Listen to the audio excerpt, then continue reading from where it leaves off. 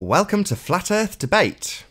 I'm your host, Nathan Oakley, and if you are new to this channel, or you have not done so already, be sure to subscribe and hit the bell notification icon to keep up to date with the Flat Earth Debate.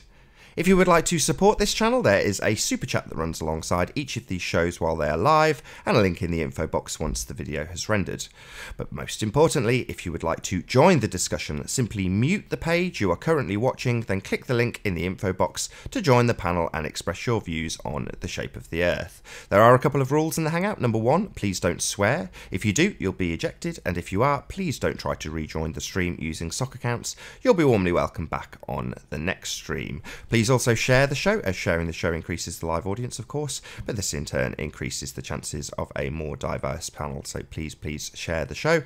And one last time, if you are new to the channel or you have not done so already, be sure to subscribe and hit the bell notification icon to keep up to date with the Flat Earth Debate. Now we are joined by Sleeping Warrior. How are you doing, Sleeping Warrior? Good to have you.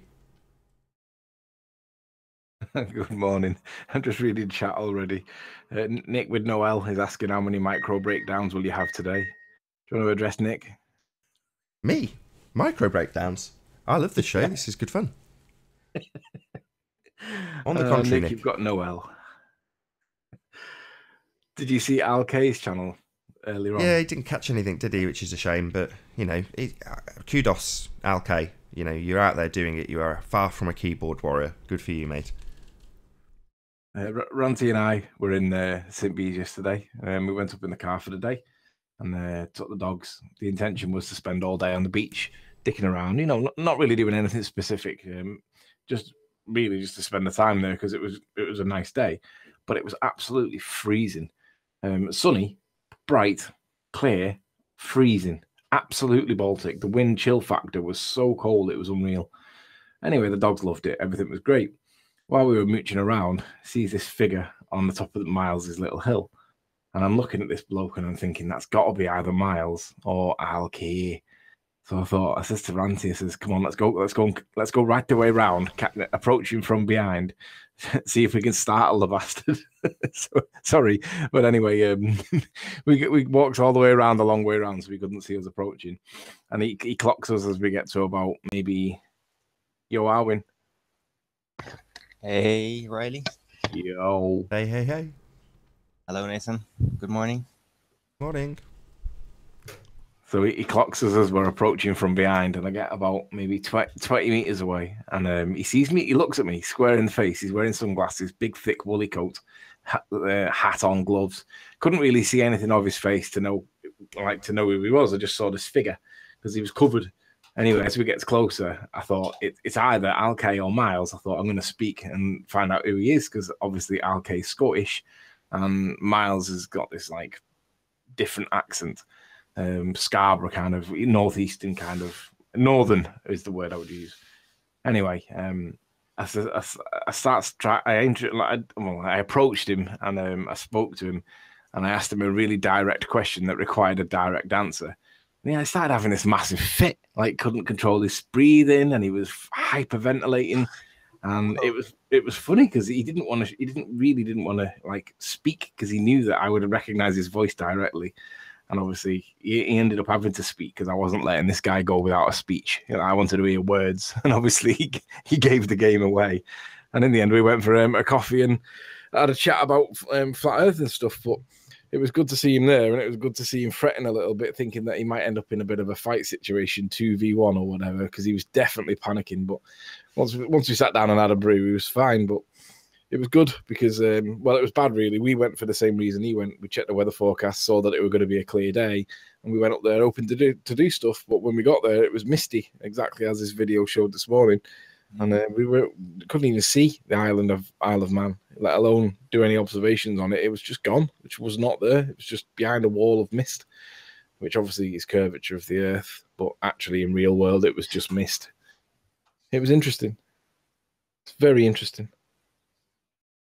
And Squizzo says, I'm sure that was bollocks. No, you can ask Adam in chat. He will acknowledge that we were in fact there. And if you check his video, Al K on his channel, you'll see a comment there from it. Karen Gilland. He said it was interesting because you ended up in the similar conversation that you'd have if he was on this show, but with just a little bit less name calling.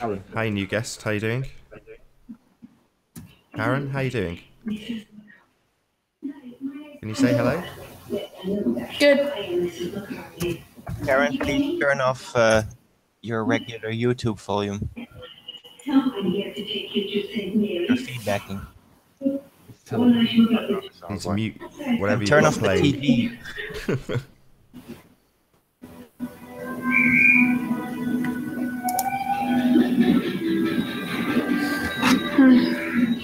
Okay. Okay, Yeah, hey bye-bye, Anthony, Karen. I was wondering, when you met LK and you asked him a direct question, was it kind of like a globe regurgitation reflex, like a cat kind of trying to puke back up a ball of hair? Yeah, that's exactly what it was like. It was like having this hyperventilation fit. It was like he was having some kind of seizure or something. Because he just didn't want to speak. He was like, I don't want to reveal myself, because he's doxing himself, isn't he, effectively? And he didn't want to speak to me, and no matter what, he didn't want to speak. So I made him speak. I wasn't letting him get away with not speaking. I wanted to know, was it Alk or was it Miles? And it was Alk. And it was great to confront him, because the moment he must have had palpitations when he saw me approaching. He must have thought, oh, no way, there's two of them here, and I'm on my own. I've got my cameras, I've got my tripods.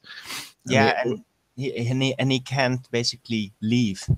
Yeah, he couldn't really leave. No, he had to pack all his stuff up. So then he had to face it. He had to face his demon or whatever. So it was good to confront him, and in the end, he realised that it was all good. We bought him dinner. He got a bacon butty and a chocolate summit for dessert, and then 2 cups of coffee, and we were all friends, and it was all good. We all had a handshake and laughed at each other and called each other names and stuff, and then that was it. Then we went off because it was so cold. We realised that the weather wasn't getting any better, so. Well, that's really awesome that he eventually chose to be human. Yeah, he was human. I mean, I've seen all the comments in chat. All of these people are human. Pardon? Huh? They're all human. People are people. None of these people are actually monsters or anything of the sort. They're just people. Yeah. No, but I mean, you can like choose to stay like a troll and not stop doing that. Well, but he chose to be human. He just gave up that attitude and chose to be a normal guy, basically, and that's good. It's good to hear. I see what you mean. He's chosen not to be a keyboard warrior. Yes, I'll agree with that. Yeah. I got him to agree that he would measure the step. He's got this little he's got this thing from Amazon that was 40 quid. And I did consider buying it myself, but I thought for 40 quid, I don't actually need to measure this step from this distance at 40 quid when I've got a tape measure and I've got an angle. So I can apply basic trigonometry to get the angle that I wanted, or to get the measurement I wanted, without having to pay 40 quid to get the same measurement. And I thought, well, I'm not paying the 40 quid, but he did have it. And I said, well, okay. I said, do me a favor. I said, for all the angst and all that, I said, will you measure that step that Miles was at, where you had your pole at the bottom on the manual cover? And I explained it in really simple, straightforward English. And I said, that's what I want you to do. Will you do it? And he agreed. And I said, right. I said, and make sure you record it and prove it, and it's all contemporaneous so that it can't be added afterwards. I said, make sure you don't miss out stuff that's important, and show us what you see on the screen. And he's going to come back with about 20.5 feet from above the man cover to where he was stood, where Miles was stood at the top. That's what he's going to come back with. And if he does, then it's not going to support Miles. If he doesn't, and it's like 26 feet, then obviously I've done something wrong or lied. Well, let's see what he comes back with. It's going to be really interesting. If there'd have been an ice cream van there, I'd have bought him 2 ice creams, and then I'd have had 2 ice creams, and then we'd have both had. There would have actually been 4 ice creams. You want ice cream in this weather? Oh, it's freezing. Honestly, the wind chill factor was just bitter. So bitter. Literally got in the car, and the car wasn't warm, engine was not running, and I could feel my face was burning. You know what I mean? It was that cold that getting in the car was too warm. It was freezing. Right. And it was weird as well, because the little cafe on the side, it was completely rammed. There wasn't a single spare seat. We had to sit outside in the shade, drinking our coffee and stuff. And it was absolutely freezing. Like that when I was there, when I went to see my wife in the cafe, I thought, oh, it'll just be, I'll walk in, it'll be her on her own with a cup of tea. And it was packed. There was no one around. It didn't seem like there was many cars in the car park, but the cafe was absolutely packed. Yeah. I couldn't believe it. We went in there and I couldn't even get a seat. We had to go outside on a cold winter's day. I mean, it was lovely and sunny, but it was bitter. And obviously, I was got like, it was like that scene out of Dumb and Dumber where they get off the motorbike and they both got frozen snot trails down the top lip. It's like that. You go outside and my nose started running, and it's just bitter, absolutely bitter. But this is it. This is what we've got to talk about, because neither you or LK got anything contentious. So there's no arguing. There's no, look at what I've seen. Why haven't you seen this? Where's the curvature? None of that. It's just like, wow, it was cold. But we had a chat about flat Earth in a cafe. Honestly, it was misty, right? It was brilliantly clear where we were, but obviously in the distance where we wanted to see, it wasn't as clear. So we couldn't actually see anything. You couldn't even see the peaks of the mountains. It was that misty. But where we were, it was perfect. And it was unbelievable how different the weather forecast, or how different the local weather was there to here, because we had it glorious. Yeah, they've got their own weather system, haven't they, over the Isle of Man?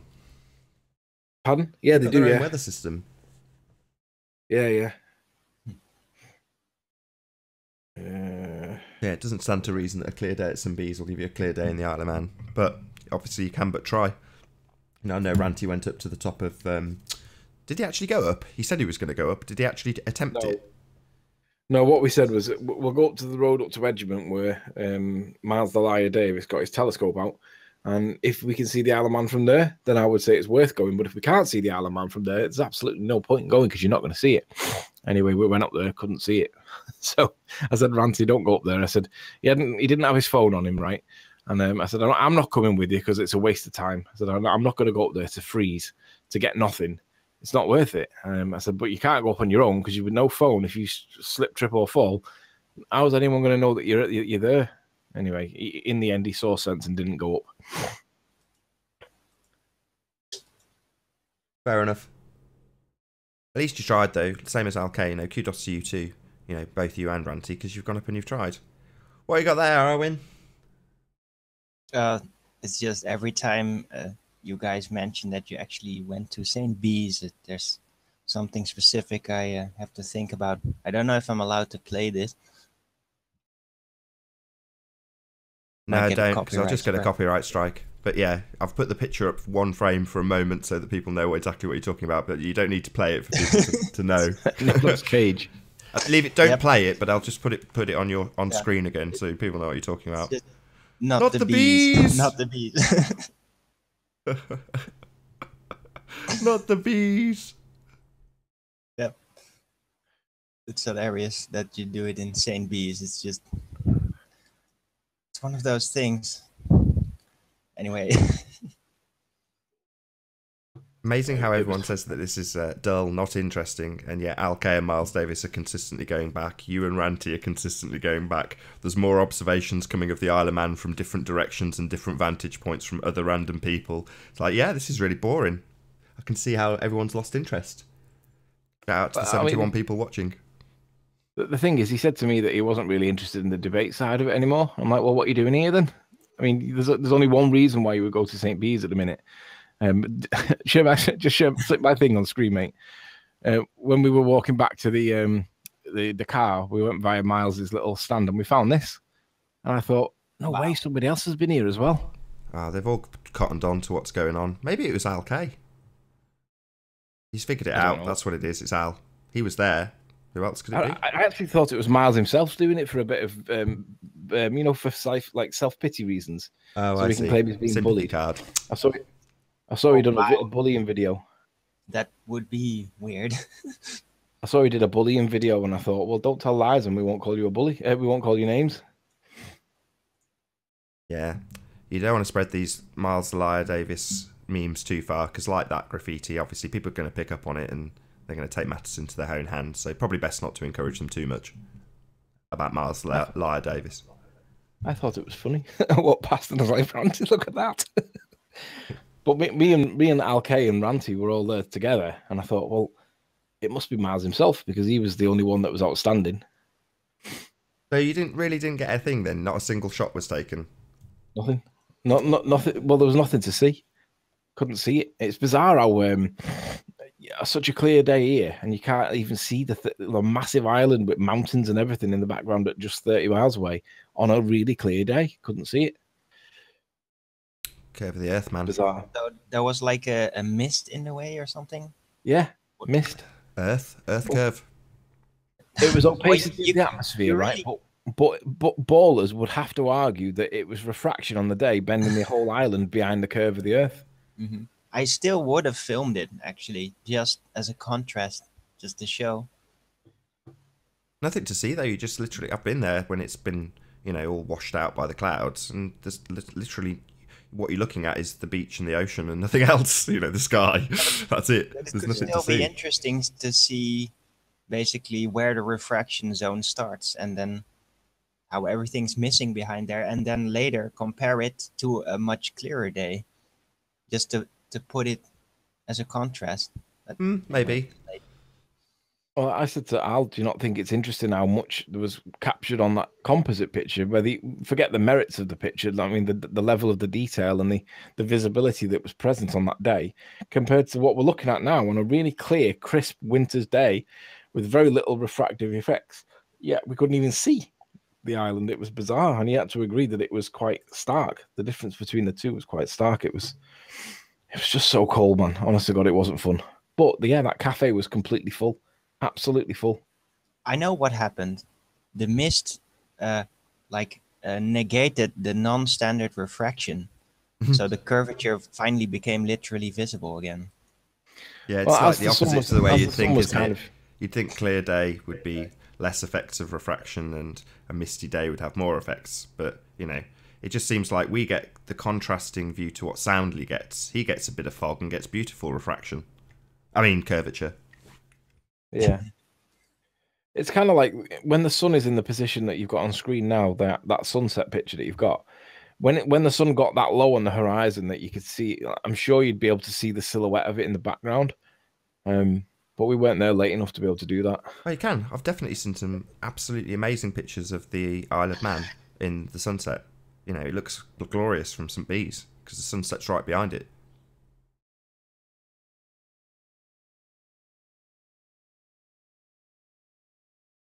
What was the other thing? There was a second thing I wanted to mention as well. Miles doing that, Alk doing that. There was one other thing. It'll come back to me. But it was interesting to see him though, because the most impressive part of it was his initial reaction when he clocked that we were approaching, and he recognized me obviously straight away. I've got a big heavy set beard. He knew me, my red trainers. He's not getting past me red trainers. So he obviously recognized me immediately, turned his back to me, and then started palpitating. And then literally, when I spoke to him, it was like some kind of seizure thing, something out of Only Fools and Horses or something. It was like, is he going to die? It was so uncomfortable. It was just, it must have been awful for him for the first like minute. But then after that, I shook his hand, and he felt fine. And we agreed to disagree on numerous things. Oh, and he took issue with why I took issue with Miles with regards to the 40 feet claim that Miles made when he was stood at the point that we were talking to him at. And basically he doesn't think that it's important that Miles, quote, misspoke with regards to the claim that he was 40 feet above actual water, because when he started to explain the maths using mean sea level and adjusting for the tide, when I pointed out to him that that's not referencing actually above the water the way he emphasized in his video, he's actually emphasizing above the actual water and didn't produce any evidence to show us what the water actually was at the time. And he really diluted that into something insignificant. And I was like, no, if I make a mistake like that, you guys use that to discredit the whole video. But when Miles does it, it's diluted into like, it's just a minor mistake. It's not that big of a deal. And I'm like, no. Miles worse than that. You know, Google gets it wrong and they discredit you. You know, it's the worst kind of straw man there is. Somebody in chat called Nunya Business. I don't know who they're talking to, but they're saying, debate me, you fools. Scared? Talking absolute rubbish. The link Add in the me, info debate me, box. prove Click the me link. wrong. Make sure you mute your watch page before you join. The link is open to the public. Anyone can join. Simply mute your watch page before you do so. Please don't swear if you join. Say a hello when you do join so we know you're not here just to kick everyone out of the show. None your business. Join. Let's hear what you've got to say. Bring some good evidence with you as well.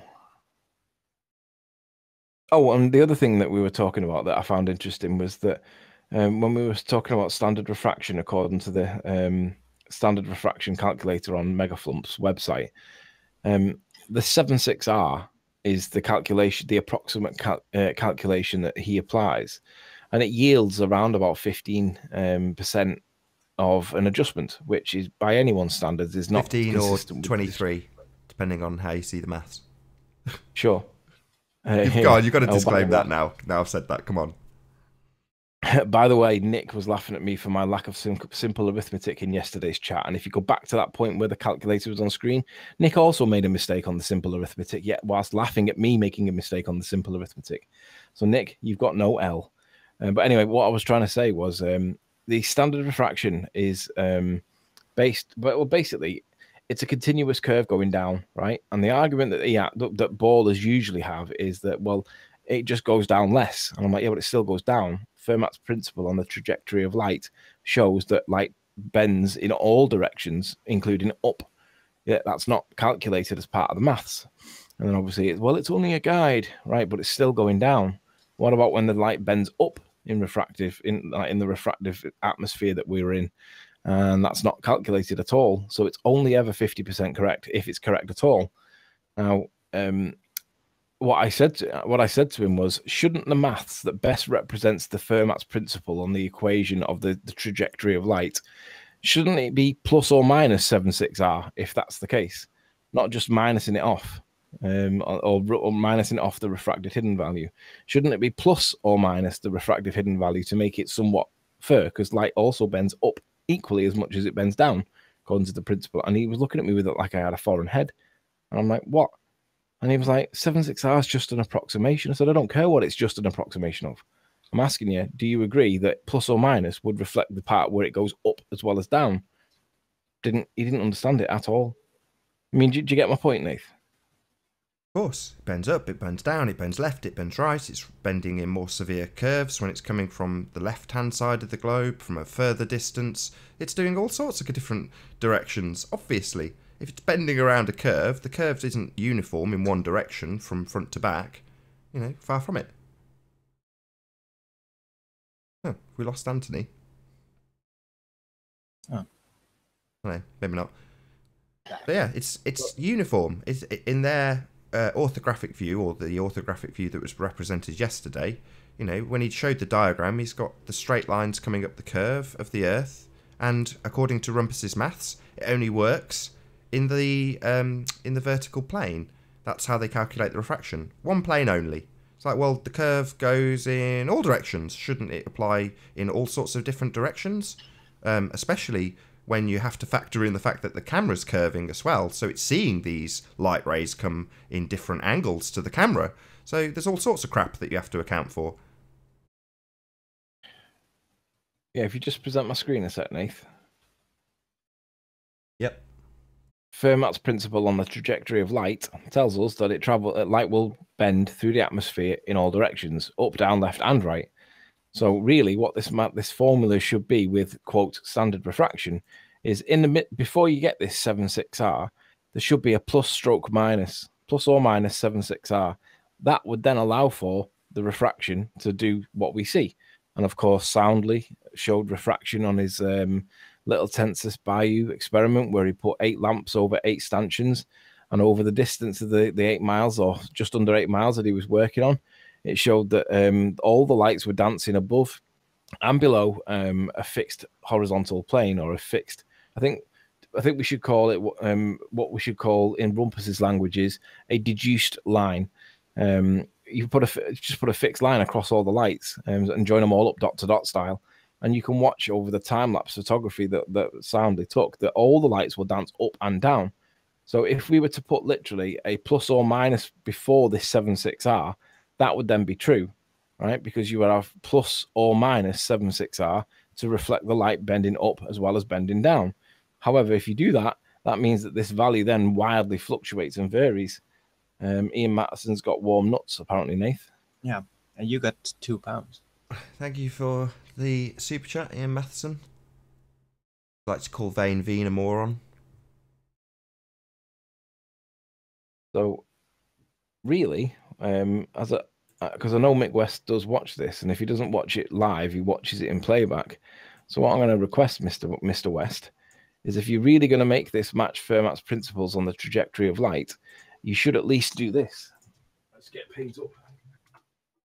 Because to be honest, Alkay just didn't get it yesterday. He just simply didn't get it because he just couldn't think. It wasn't going in for him. It wasn't working. So I realized that this point was being lost at that exact moment. But in this little bit here, so I'll put like a little arrow there, and then I'll put my line in going right out here. And then you need the following characters, Michael.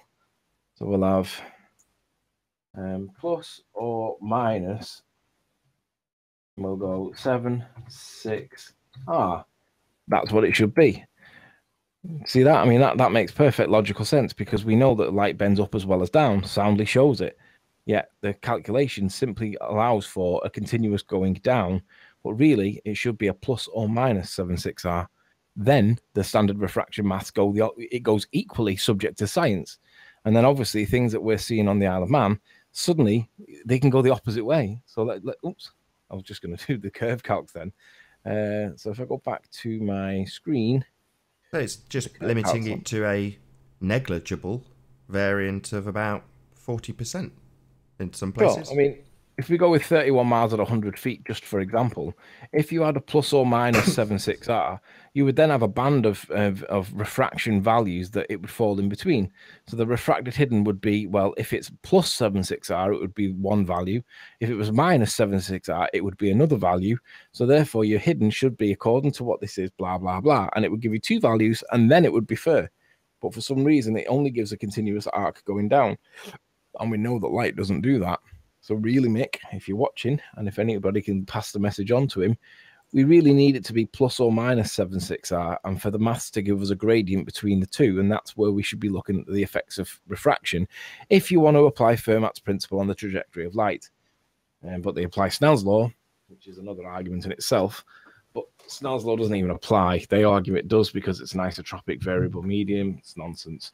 Snell's law doesn't, it's Fermat's principle on the trajectory of light. That is the law, because that's to do with the individual traces of light, the individual traces of light as it hits your eye.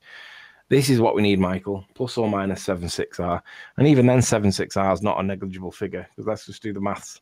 A negligible figure, right? 7 divided by 6 gives you 16 or so. So it's working on around about 16%, right? But that's not satisfying the definition of the meaning of the word negligible.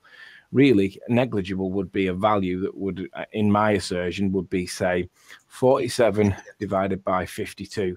That's going to give you a value. That's about the same. So let's do 47 divided by 49. There we go. That's just under, there we go. So we'll do 47 divided by 48 gives us, that's more like negligible. It's like 2.1%. That would be negligible because it's less than 5 for statistical values or statistical significance. They use 5% as anything below 5% is statistically insignificant. Well, anything below a value of 5%, I would argue, would be negligible. 0.2%. Obviously, I think technically insignificance is below 1% difference. No, 5. Anything below 5% on statistical significance is deemed insignificant. Okay. And I think that 16% insignificant is and not negligible are different terms, though, aren't they? Negligible is what the paper that was published on the MIT website and from some Spanish university said. It was negligible, not insignificant. That was my second point. You've just said that. This document doesn't exist online anymore. This is the document that Mick West gave to me, and he said, I strongly suggest that you read this because it blah, blah, blah. And I read this. The first time I read it, I didn't understand most of it. The second time I read it, I understood more of it. I realized what they were doing. And then the third time I read it with the critical analysis that is deemed when you are doing some element of scientific research.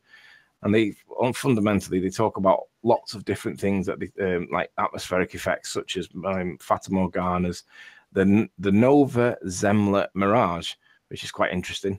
They talk about lots of stuff in here, and it's all relevant to what we're observing in flat Earth, of course, because we see stuff that is it's subject to optical distortion. That's the best way to describe it. But in this document, Mick wasn't really expecting me to spot this, and they hate it because I cite it all the time. But if I go back to the home, now bear in mind, this document doesn't exist anymore. It's been removed, right? Thankfully, I still have a copy, but it's survived since January 2006. It's not gone missing. But when we start citing it, because it talks about Fermat's principle, basically, Fermat's principle yields the physically based description of the light path through a non-homogeneous medium with a continuously varying index of refraction coupled with a fast, efficient numerical resolution method, which is what they talk about in this paper. But of course, in this paper, and I cite it all the time, under standard conditions or standard circumstances, the effects are negligible. So when we go back to the mathematics that he uses, 7 divided by 6, 16% roughly, that's not negligible. Really, it should be like 47 divided by 48, I think it was. There you go. That would be negligible because it's less than 5, in my opinion, in my view, my belief. This is less than 5%, therefore it's negligible. And I would say 5% is still high, still too high. Negligible really is like 2%. That would make a variance of 2% on the maths. However, Mick, it should be plus or minus your variable, not your 14% variable. It should be plus or minus the 2. So I don't know where this, I know where the 7/6R comes from, and I don't agree with it because we know it's negligible. And obviously the maths that are presented on screen at 14% or so are not negligible, but this would be considered negligible. So Mick, if you're watching, change it. If you measured it on a flat plane and you're just using simple trig and straight lines, that effect could be described as negligible. But when you factor in that there's a drop, then obviously you're factoring in the drop versus your location and the amount of light bending up around a curve, it stops being negligible. But what we demonstrate on our picture, if we were to assume that the simple trig and straight line method that we measure it with on the flat plane is correct, then I would go as far as to say that the refraction is negligible. Would you agree, Anthony? Yeah. Because Rancy's been up and taken the same image that I've taken, and he's repeated the experiment results, got the same results, bar a couple of pixels variation. That, in my opinion, is negligible.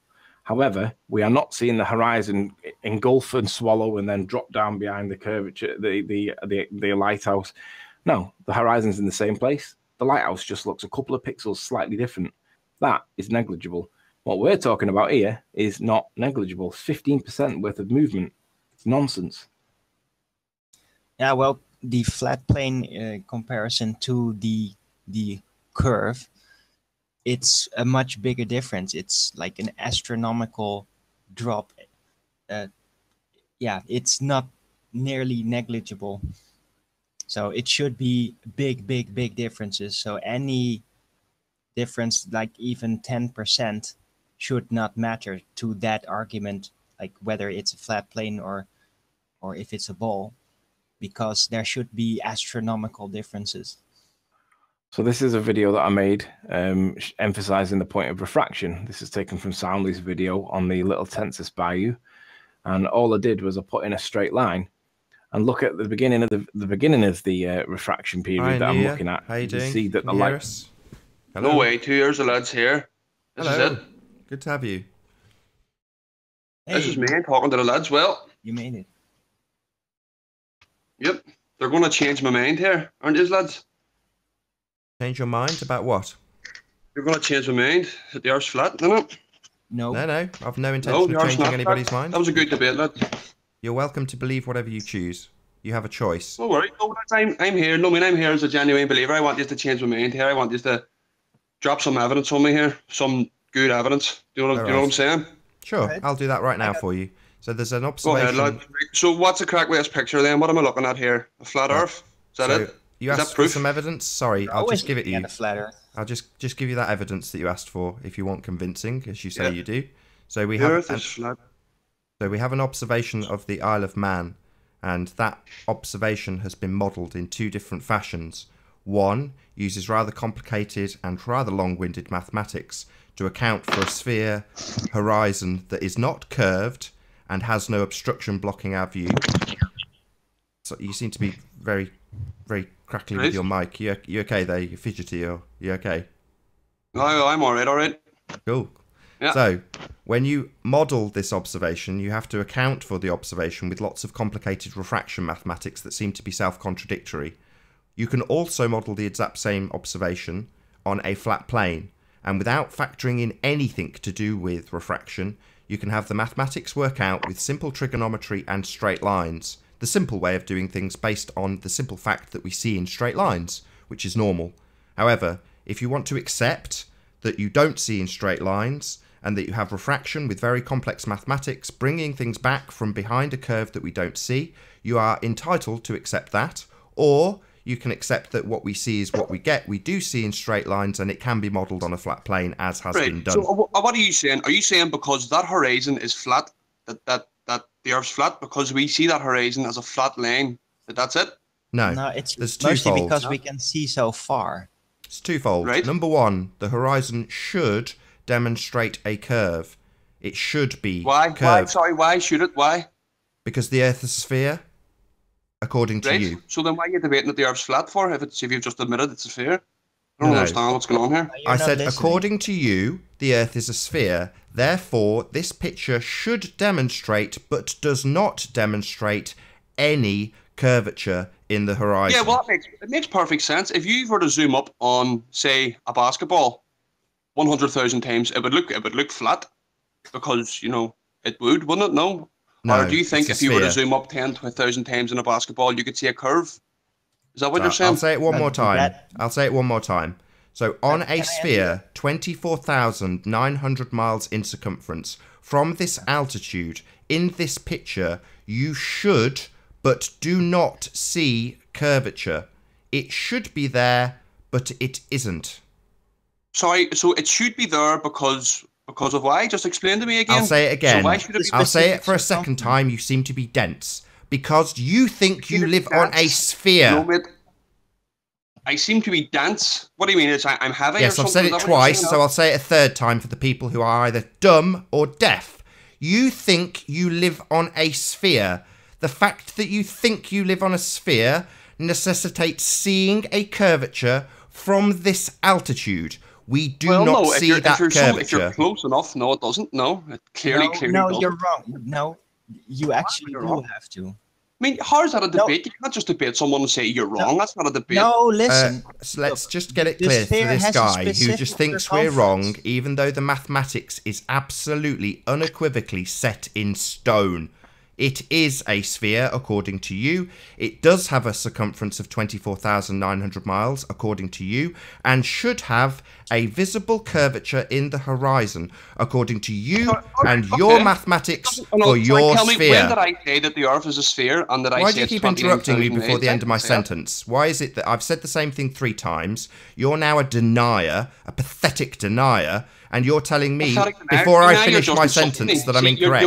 You seem to be incapable of listening. So I will say it a 4th time, because you continually interrupt me before I get to the end of my sentence. You have a belief that you live on a sphere. That sphere has mathematics which are set in stone. The mathematics of that sphere are that they are 24,900 miles around it in circumference. That dictates what should and should not be visible. You should see, but do not see, any left to right curvature in the image of the Isle of Man. You don't have to like it. It's okay. What about the moon? Is the moon flat or is the moon real? What about the sun? It's not related. Sorry, did you not hear what I just said? Shall I repeat it a 5th time? Because you seem to be moving on to the moon. As many times as you would like, sir. I'll be here listening. Well, perhaps you'd like to address it. You asked me for proof, which you're now just a denier, and have denied the facts and denied the evidence I've presented you with, and are moving on to the moon. What have I denied? What have I denied? I have asked you, how do you know the Earth's 29,000 miles across? I don't. I don't know it's 24,900 miles across. You believe it is, not me, you. I don't think it is 24,900 miles in circumference. That is the measurements dictated. That is the measurements dictated by the heliocentric system and the sphere belief that you have. That is your belief and not mine. No, I didn't say that though. You are assuming that I think the Earth is 24,900 miles. For all you know, I could think. No, that's not what I'm assuming. I don't care what you believe. I don't give a crap what you think the Earth measures. That measurement is not dictated by you. You understand that? No, but I didn't say that though, so I just don't know. Yeah, I don't care what you say about the heliocentric measurements of the sphere you believe you live on. They dictate it, they being the people who made this bullshit up. It doesn't matter whether or not you accept it. It is their facts for their sphere that you think you live on. I don't care if you accept it or believe it. That's your bullshit. I don't care if you understand your bullshit. Okay, so it's your we live bullshit. on a big flat. So how wide is the flat Earth then? How wide is the No is idea. flat Earth? Absolutely no No idea. idea. No. No idea. I may have an idea. Okay, no idea. Good. How high does the sky? How high is there? Where's the dome?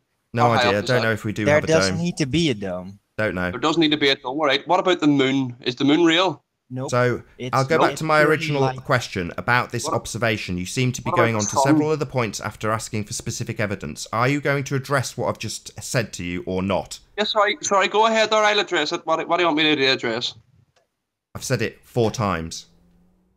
Go ahead, brother. Then repeat it for a 5th time. You seem to be good at it. No problem at all. We have an observation of the Isle of Man.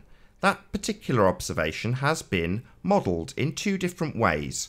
One way is on a sphere with very complex mathematics to account for a curve that we do not see.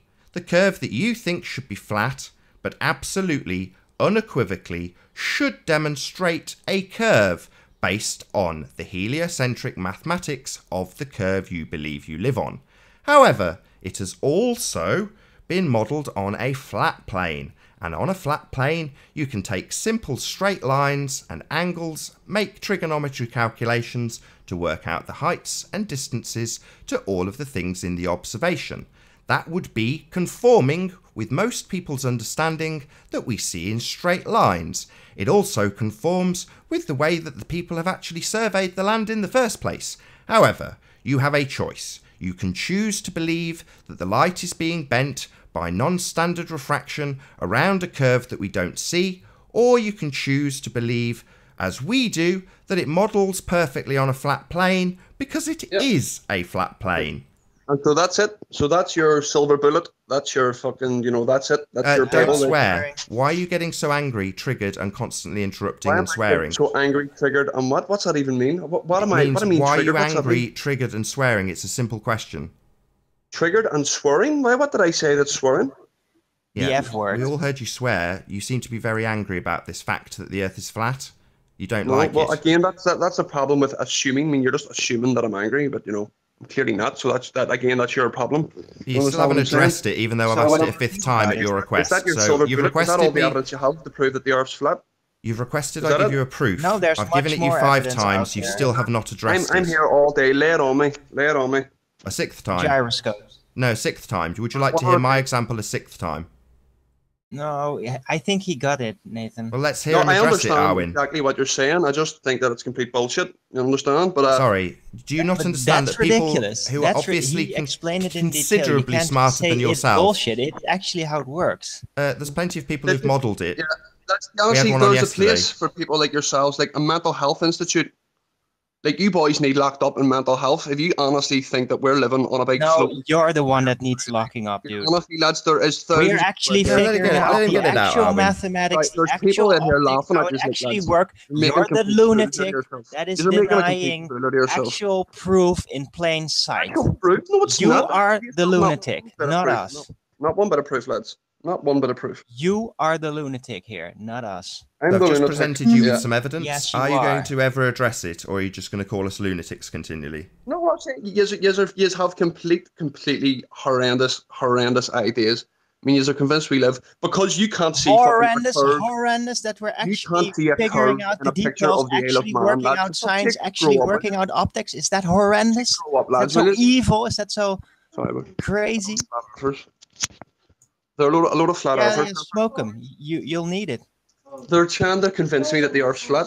No, I'm They're trying not. to I've convince said that me. already. No, I said you we're have a choice. actually Only proving two- it. We're not convincing anyone. We're proving I'm it. just debating them. You have a choice at the end. You can accept like- their model or our model. I don't care Hangouts which. or something. Google Hangouts or something. So it is, yeah. But they're dropping knowledge on me because of the what is it, lads? The helix. Proof. He has proof yes. that the Earth's flat, Claire. Because if there's a if there's a picture of the Isle of Man, is he getting then told you can't off see by it. his wife in the background? Is that what's going on right now? His wife's asking him why he's so angry and heated and shouting down his computer. Is that what's going on? Are you explaining this to your wife? Yeah, that's it, lads. So what happens then, lads? So what happens No, then? I'll is just the ask Earth you a question. What I asked was, is your wife in the background asking you why you're so angry? Does it not? Can the Earth not tilt? And then does that mean everyone will fall off? Do you know what I mean? If the Earth slightly tilts. These crap There you go, questions I'm don't talking- seem to address the proof I'm I've talking to given my you, friend or here. answer the He's question getting about pulled whether or out of not bed you this were morning. explaining There's yourself no to your proof that wife. the Earth can even move. The Earth can even move. Sure. What There would it is move around? no Sure. proof that the There's no Earth sun. can move or that there's a space out there outside of the Earth. There's no proof of this. There's no proof. What about the rockets? No. Do you believe in rockets? No. I believe you rockets lads, are you are all a really bunch of rockets. fun to look at, and they go in an arc, and then they go back into the sea. Obviously, of course, they go in an arc because the Earth. So what are you trying to say, though? But you trying to say because a rocket goes in an arc that what? Earth's flat? Is that what Light you're saying? goes in an arc, No. rockets go in an arc, Doesn't everything work. goes in an arc. It's amazing. Exactly, lads. What are you trying to say? So if a rocket goes in an arc, what the fuck does that even It mean? goes up, and then it comes down. Yeah, funny, isn't it? Yeah, that's how it works. Right. What Yeah. about satellites? Do you not believe in satellites? No. Nope, they're not out Nope. there. They're not out there, no. What about GPS? No, that's not a balls as It's well. all GPS. radio tower based, all and there radio might tower be based. some balloons out there right now floating, forming extra relays that they Yeah. could help make it even more efficient. So let's But turn the you table don't then. really need all Let's the ask this New Year satellite guy. nonsense on a flat plane because you have a much more direct line of sight to make the radio communication, among others, possible. So And then what- why? So what's the point of sending all these rockets then? So all these countries are sending all these rockets. It's For what? trickery. It's all It's trickery trick, so to it's make us all believe in the ball and make us all Right. give them So more tell me this. So money. what's the point then in getting us to Money, believe in a flat money, Earth? money, money. A So lot. how are they a lot making of money off The me thinking- biggest budget in So if I known think the human Earth- history. How does That's someone make money off that though? the If biggest I believe that the budget Earth is in flat, then known how can someone human generate history. money out of that though? I don't understand. Enlighten me on that. Hey, Sniper, can someone remove Sniper? It's already gone. Damn it. So if I believe that the Earth is flat, how can someone make money off that then? They can't. That's why they don't like it. I get ads on my videos. I make So- money off making videos about Don't flat understand. Earth. I've got a If I commercialised think channel. the Earth's flat, how can someone make money off it? Just I don't told you I've understand got a what you're saying. commercialised Why would channel. anyone No, want it's me to not believe? about. No, it's the other the way Earth's flat? around. If you believe it's a globe, then you're gonna go along with all these space programs and all that giant, the biggest Okay, budget in the world known ever. So how are they going to And make? it's So if ma- I it's believe the making Earth a lot is of globe- money. Satellites are very, very, very expensive for something but that's I not don't pay actually for- there. but I don't pay for satellites though. Nothing comes out of my Oh pocket. yes, you do. How do I pay for satellites? Through your mobile phone. What do you mean through a mobile phone? Yeah, How do you're I pay paying a for all satellite? that. All these companies have these satellites, and they ask you money for your service, and that service cost is What? a lot higher than it needs to That be. away on. I will catch yourself on. Why would someone need to think that the Earth is a globe for to have a phone? Why would it make a difference if the Earth's No, you flat? don't I can need to still have a think phone. that. It doesn't matter whether the mobile Earth is phone, flat or You if it's just a need to cube or if believe it's that. a fucking Hey, can circle. you please freaking shut No, up for a I'm second? actually in the middle of speaking, Can and you you've just freaking interrupted me. shut up No, I for a was in the middle. second so I I was can in the middle actually of speaking, explain and it, you've you just interrupted freaking me. idiot? It doesn't matter whether the Earth is fucking flat, if it's a cylinder, if it's a cuboid, if it's Right, a prism. second I'll warning. use a phone No regardless of swearing. what shape Don't the Earth is. It swear doesn't make on the no sense. show. Did you hear Your me? argument is completely. New Year. It holds New absolutely Year. no weight at all. Stop verbal diarrheaing and just listen. Don't swear. Sorry, Glenn, don't talk such nonsense. You want Tell me to that explain fucking it or not? people You are want making money off me actually because want to I hear, or think do the you Earth want to keep is flat. rambling in yourself like a freaking lunatic? You've just told Get me that some they're help, making man. money off me Get your because I think the Earth is a globe. Listen to what you just said. They are making money off me because I believe the Earth is a globe. Mate, Yeah. catch yourself on. Ways up. That's Ways how up, it will you? works. Ways up. Catch yourself on. Not I to do can here. explain it in detail. Don't ever have kids. Don't ever have kids. Vivid detail, Don't have kids pointing because at you can't all the pass on parties, how it Your works. DNA shouldn't be passed on to anyone. Yeah, Mate, keep that is on rambling in yourself like a freaking lunatic. No, Utter let's hear Just it. keep on Owen. muttering, then you'll Owen. not have to find out I how it haven't actually muttered one Owen, word. I want to hear it. I want to hear him tell me Yeah, that we go shouldn't ahead. have children. Yes, I want to exactly. hear it. There you go. Exactly.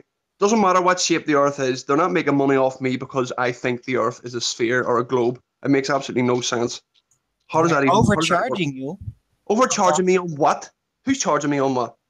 Well, they're charging you a lot more money for your mobile phone than they actually need to. And but what does that matter? Whether the Earth is flat or if it's a circle, it doesn't matter. Well, if you've listened, then you'd understand why. But you're not listening. Having a wee bit of an attack there. Did you fucking have an epileptic fit there? No, I'm just trying to. Right, last warning. One more swear word, and I've got to kick you. You're not doing it very I don't good, want to sir. kick You're you. not doing it very good. You don't seem to want to listen to me interrupting you either. But if you swear again, I'm going to kick you out. You're very angry about this. I know it's flat and you don't like it, but that's okay. That just goes to stand. Someone comes in here and tries to show their views. You just get pissed off and you just kick them out. Go ahead. Don't swear. I haven't kicked you out. I'm giving you a fourth warning. Don't swear. Simple. The Earth is flat. Always speak the truth. Be good. Space is not linear. Can someone boot Sniper again? Hey, Sean G. How you doing? All right. Bye. Bye, Sniper. Yeah. So come on, lads. Come on. So who was that saying to me about about the Earth being flat and me getting paid more on my phone bill? Who was saying that? That was me. That was you. Can you elaborate, please? Because I will. If you actually manage to not talk for 2 minutes, can you do that? Yes, sir. Yeah. All right. Well, let me explain again. How it works. Getting bombarded with snipers. They're overcharging you for your mobile phone because they say they are maintaining satellites out there, which are very expensive to launch and maintain and all that, and that they actually charge you for that. They basically relay the cost on the millions of users they have, and that makes using your mobile phone more expensive. Well, if they actually admit how it really works, then they could no longer charge as much. They have to reduce the price to make it, to account for it like 1/10 of the cost, because it's really not that expensive. It's the illusion of the necessity of the globe and the satellites that come with it that make it so expensive for them. And they Jim pocket Sanders, all this money for free. Hey, Jim Sanders. That's how it works. I'm so sorry. That is pure and utter. That is terrible. That is woeful. Hold on. Do you really, really honestly believe that? You genuinely believe that? It's been removed because people don't like him talking to you. Thank you. Thank you very much. I couldn't listen to that absolute load of nonsense. Jesus Christ, what a meeting. Hey, Natsek, how you doing? Good to have you. Hey, man. Was he sniped or did you guys kick him or no? Yeah, no, Sean G's picked someone who just has joined, as has Sniper on deck, just to remove people. So Arwen's back if you wanted to carry on your conversation with him, Nunya. I did get to finish the explanation, right? Or was I cut off? Yeah, no, you got to finish there, yep. And what I was saying was, do you genuinely believe that? So you believe that satellites and rockets are only there to help up prices? Sorry? Right. Do you believe that satellites and rockets and all this is just a gimmick? They're all set up as a gimmick just so we can raise phone prices, the price of your phone. That's the reason. No, not just a phone. A lot more things, and it's also a cover because NASA has the biggest budget in the world. They're the ideal cover for a secret black budget military programs and research programs.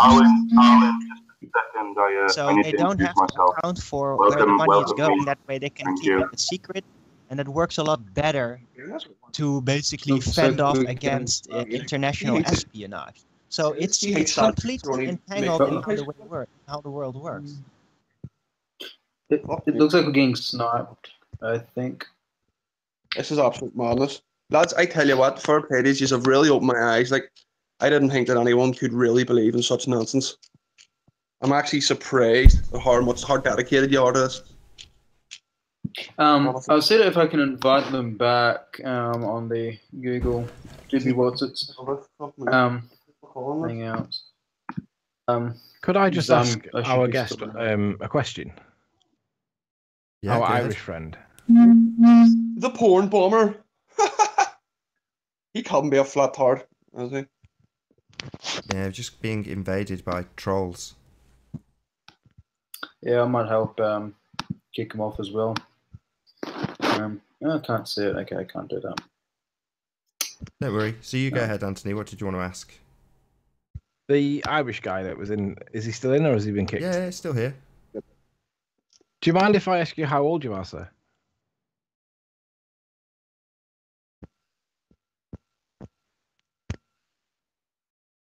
Can't hear you. I think he minds. He's muted. He's on mute. You can hear him. I can hear him. Everyone can hear him. No, why are they muted for? Yeah, well. you seem to be ignoring his question that you've heard. Do you want to ask it again, Anthony? He can hear you. You're not on mute. Everyone can hear. So can the audience. I was just wondering Sorry, how did old you- you are, sir. Are you asking me a question? Oh, is this directed towards me? Aye. How old are you? I'm All right, 37. How go old are ahead. you? And yet, just for the record, he definitely was 100% muted. Sorry, go ahead there.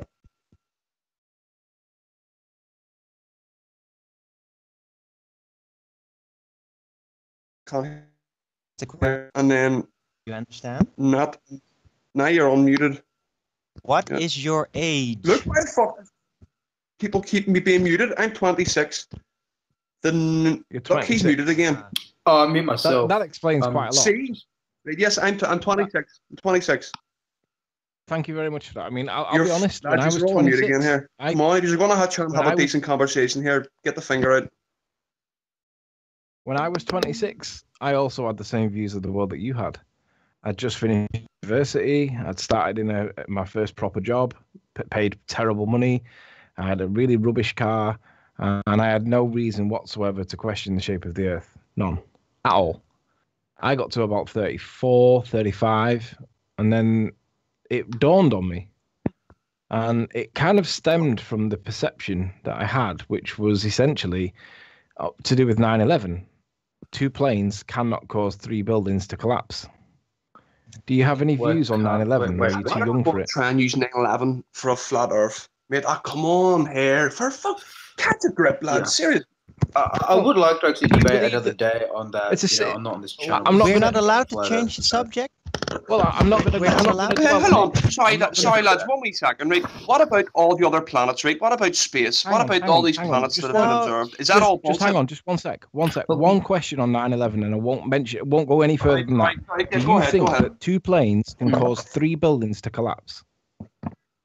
Yeah, building Oh, 7 and several other Yeah, buildings as well. Sorry, hold on. collapsed Have you been to New York? because I'll give the answer quickly. It was not an because answer. structural damage Exactly, mate. causing buildings to Thank you. fall, and the ones underneath got crushed. But going back to Really? the So thing, how did the you guys were structural talking about damage of building satellites and of cell the No, phone it's two okay, towers, buildings just- destroy so- the third building? Tell me It's, that. it's okay. So the answer to the Hold on, question lads, is we're yes. You think two planes Let him can talk cause about 3 9/11. buildings He to was on. collapse. He was on something there. Well, no, I'm quickly bringing it back. I'll get my response. I'm going to bring it back over to the satellites and so forth. But I'd love to have that debate another time, though, on a different channel. Oh my god, that fucking buzz. Shit. So yeah, you go off into the Himalayas and so forth.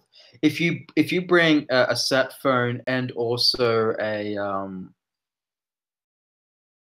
normal phone, an iPhone, for example, or a Galaxy or whatever the fuck, one will get connection, the other one won't. Which one's going to get the connection? The sat phone. Why? Because you're out of range of any cell tower because you're in the Himalayas. That shows the sat phone is connecting to something. It's not going to be a tower. It's going to be a satellite. So that's the thing. That could literally be a balloon where the mountain ranges are obstructing the land-based systems, the towers, or the older systems. It is known that NASA has been launching balloons from the Antarctic and the Antarctics, carrying very much satellite-looking devices since 2010. So there could now be a system to basically emulate the satellite concepts using balloons Well, for the more advanced communication don't- systems, as I explained. But you don't see balloons all over the place, do you, up in the sky? No, but you they're don't see anything in the very, very sky. high up, You- so you wouldn't see them. Well, that's awfully convenient. Because they're or it could be actually a higher satellite. up than the heavenly bodies that we get to see. which are the all coverage optical of a effects, satellite so would they be superior to supersede a that. camera. Fuck, what's it called?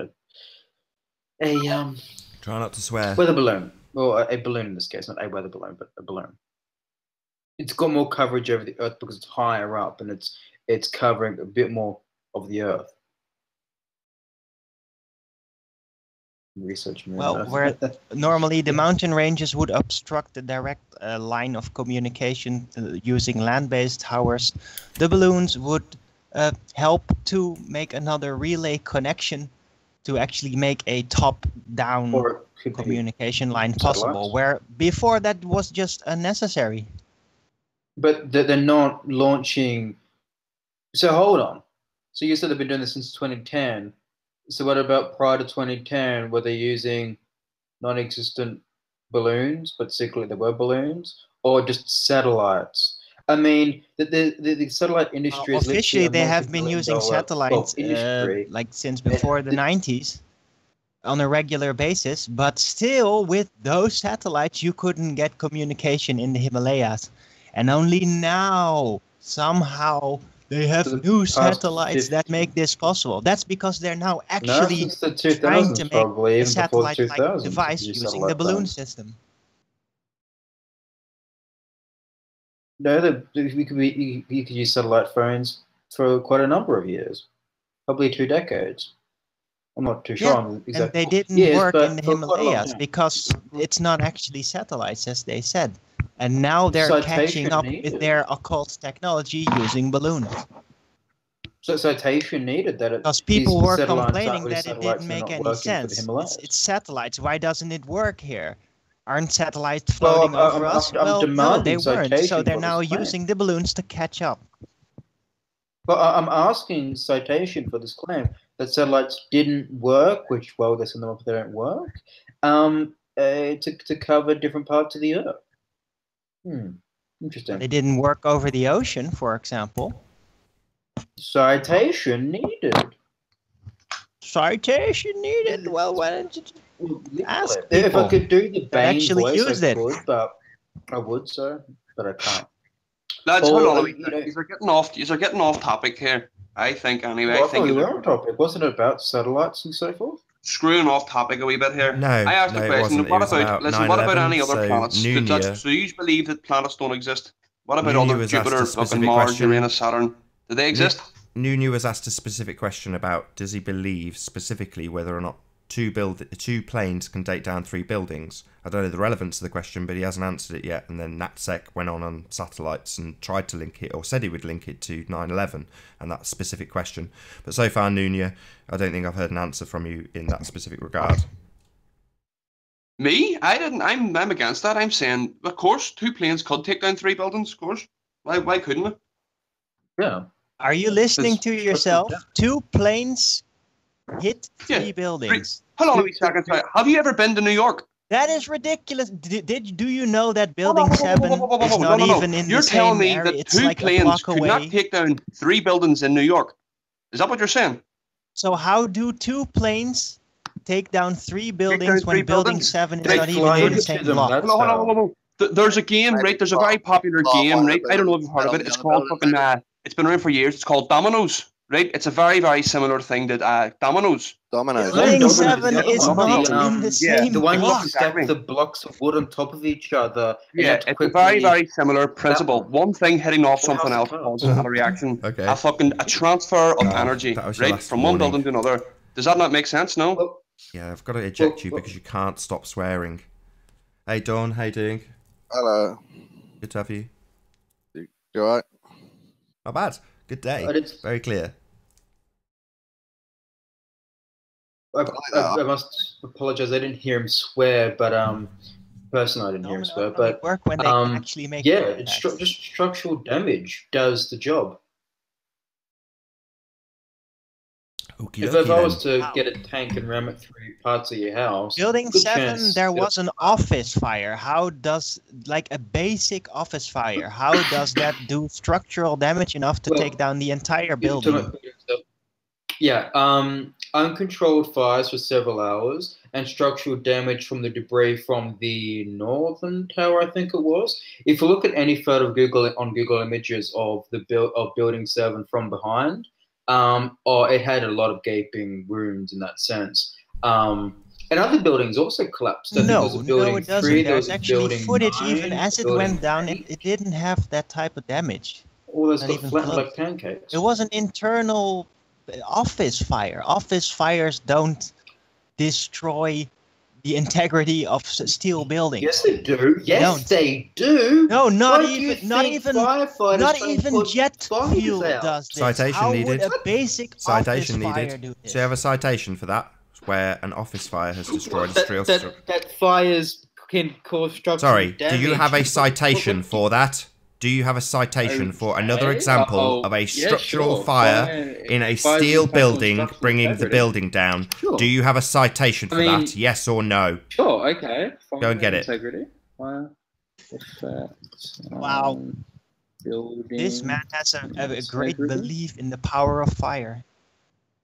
Can do anything. I mean, what do you think happens to metals and other materials when Is this they, a citation get for a building heated that's up? been brought down by a structural fire that is steel in base or not?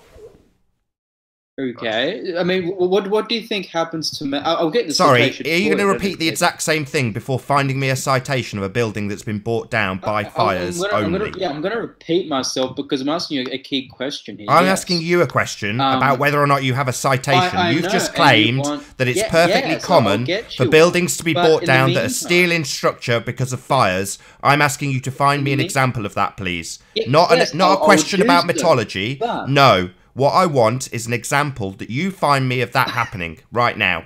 Otherwise, I'm not interested in talking to you. You've claimed it's common, so go prove it right now. Can I just say Nathan, I have many questions I do about have 9/11 as well, an guys, interesting but proof. I don't think I we do can have just an divert interesting straight proof. onto 9/11 from flat Earth.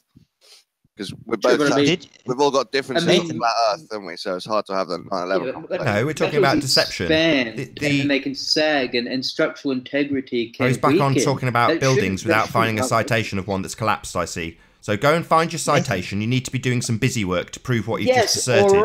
all right. But in the meantime, Not in the meantime. Chop, chop. Good lad. Go and find your citation right now. Argument with it. Go and find your citation, then I will listen to your argument. In the meantime, can I make the argument? You have claimed that buildings can be brought down with a simple structural fire. I'm not interested in any further assertions until you prove that claim. And heat it up, will it sag or not? Go and prove it. Go and find a citation. Go and find an example. Yeah, but can you address what I'm saying? If No. I get a Bunsen burner, No, I'm not addressing what you're saying. I'm saying go and find me an example of where that has will happened. that sag? Go and find a citation for when that's happened. Okay, yes, Oakley, but can you answer this very basic, elementary level question? No. You Go and can't? find your Well, there you go. citation. And if I did find a citation, If you would do, then I'll accept talk it to you or about not? your silly questions that go along with it. In the If I meantime, find I this have a very okay, good In the meantime, story go and find to your basically citation. compare this to. Did you know that I think it was somewhere either in the 70s or the 80s, there was a massive fire in the Empire State Building that almost burned the entire building. There was fire coming out of it all the way. And guess what? The building's still there. It burned Different all structure. throughout. There's like massive. It's one of the biggest building fires there ever was. The entire building's lit like a giant burning match. You do realize not And every it's building's still the there. same. It's still. They even managed. They were Yeah, able but to you are aware that not reuse every it building's because the the same heat was not structurally. severe enough to Material actually and damage structure. the steel that bad.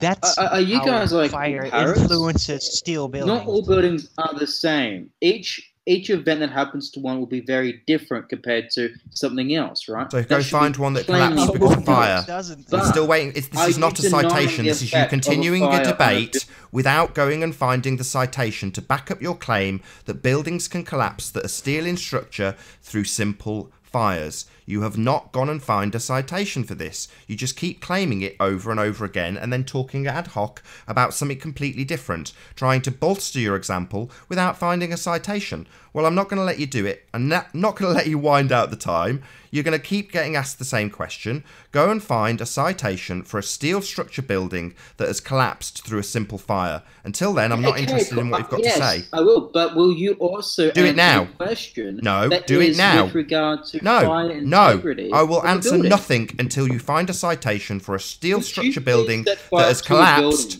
because of a fire. I want you to find one. Arwin, who you have interrupted, has given examples of something that is easy to find documented in history, that the Empire State Building was ablaze. That's easy to find. Anyone can look it up. You have provided absolutely nothing and asserted that it is perfectly normal and perfectly natural for a building to collapse because of a fire, and you have proved it in no way, shape, or form. So I'm not interested in hearing your gish gallop until you actually prove that to be the case, because that is the point of the question, and you are simply avoiding it continually, trying to talk over me, trying to continually obfuscate the point. Can you answer the question?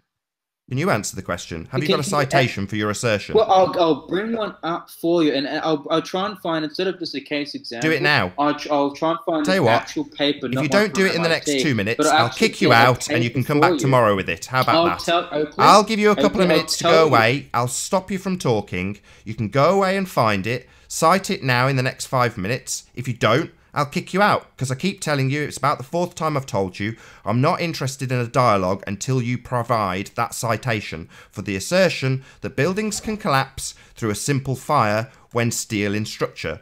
I'm not interested in any other gish gallop. So you've got 2 minutes, 3 minutes tops to go and find it. I've given you enough opportunity and you've talked continually. Why do we have demolition companies? Why don't we just set office fires? Why do they have demolition companies? Why don't they just set an office fire? Well, if your house caught alight, would you not be afraid? House is not a steel structure, is it? A house is not a steel frame structure. It's brick. Some houses are made of steel. Actually. Right. Well, your house, my house, and this house is not. My house actually is. It's actually. Wowee! What about a steel building? Oh, I see. See, P. Mars keeps getting kicked out because P. Mars has actually got something to say on this subject. So I'll introduce P. Mars on Skype so he doesn't continually get kicked. And he can ask you a few questions as he's much more knowledgeable about this subject. I'd like to have the 9/11 chat one day when flat Earth's all done with, but we have so many differences, don't we, on the Earth? Flat Earth's not going to be done with for some time. Okay, so just while I get, what's his name, P. Mars back, I'm going to mute the Hangout because I'm continually being muted. You guys aren't going to get to talk when I can't if I'm doing other things. So give me a few seconds while I introduce P. Mars to this call. I did it for you. Oh, you did it? Oh, thank you very much. Thank you. No worries, P. I'll unmute the Hangout so they can hear you. You can hear them. They can hopefully obfuscate your points all day too. Oh my god, this 9/11 talk drives me nuts. I blame Anthony. He brought it up. I don't know why. It's 70 years and people still don't get it. I mean, that's what got me really started on the truth, I guess. And I was really passionate about 9/11, so I know pretty much everything about that. It's not got anything to do with the shape of Earth, though, has it? Well, it's got something to do. Well, the shape of the Earth conspiracy involves the elite lying to us, which 9/11 is a great example of how the masses can believe a complete and total lie, even if physically impossible things happen in front of their eyes. Yeah, so, okay. you, for example, run through Occam's razor for a moment. So you think this isn't a citation? I'm going to kick you out. I'm going to kick you out and just let Dawn have the conversation because you're not going and getting a citation for what you've claimed. You're just continuing the debate as though you haven't even claimed it and continually asserted it though it's true. With this bloke for a moment. Why have you not got a citation for what you've just claimed? So, okay, then I'll find a paper on here. So here's a case study on the structural assessment of a fire-damaged building, right?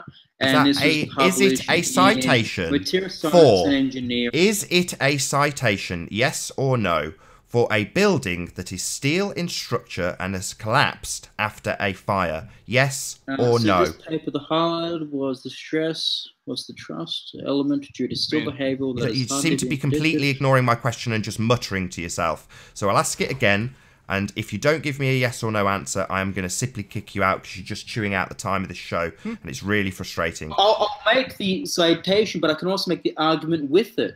So make the citation now. Okay, I'll provide a whole plenty. What I'm going to provide, instead of case examples, I'm going to provide you with papers that look at fire's exposure to metals and other elements that make up buildings. No, but no. A citation is an actual example, not a theory, not like how fire influences steel.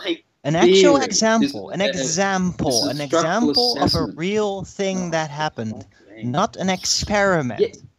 An example of an actual building. No, so we don't want to go into the science of how fires make buildings weak. No, I'm going to ask you again. Alwyn, I'm just going to ask him another time. If I don't get a citation with an example of a building that is steel in structure that has collapsed of its own volition simply because of fire, if he doesn't give it me this time, I'm going to kick him out. I mean, the big problem is World Trade Center 7 fell into give him a chance, P. Let's just see if he brings us up a citation of a building that has collapsed because of fire and is steel in structure. Let's see if he gives it us. He's going to be searching on Google for some time. Papers as well. He cited Occam's razor, which is a horrible epistemology.